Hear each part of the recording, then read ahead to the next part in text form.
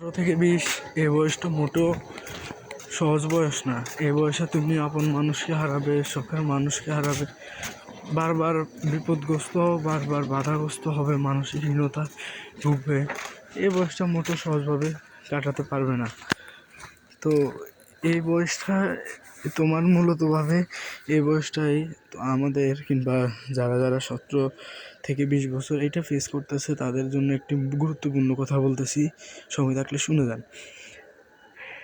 Just example, একটা ঘরের আপনি যদি গাঁথনি ঠিক না করেন, মানে একটা বিল্ডিংয়ের যদি আপনি পিলার কিংবা গাঁথনি যেটা আর কি বলে ওইটা যদি আপনি ঠিক না করেন, তো ভূমিকম্প কিংবা হাওয়ার লগে, জটিল হাওয়ার লগে ওই ঘরটা ভেঙে পড়বে।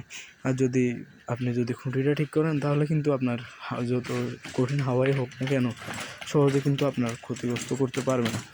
তো এটাও এরকম 17 থেকে 20 এই বয়সটাতে আপনি ডিসাইড করতে হবে যে আপনি সারা জীবন কী করবেন, সারা জীবন আপনার কিসের উপর নির্ভর করবে,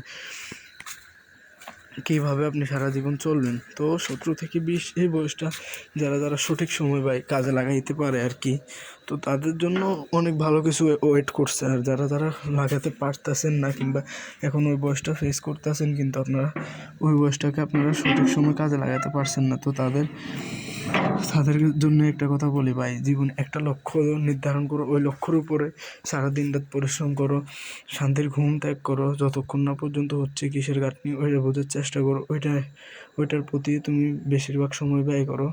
ইনশাআল্লাহ তুমি একদিন না একদিন তুমি ওই জিনিসটার প্রতি তুমি সফলতা পেয়ে যাবে, সফল হয়ে যাবে ইনশাআল্লাহ।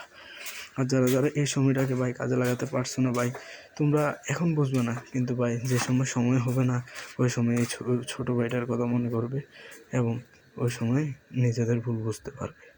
আশা করি সবাই যা বলছি মেনে চলবেন ইনশাআল্লাহ।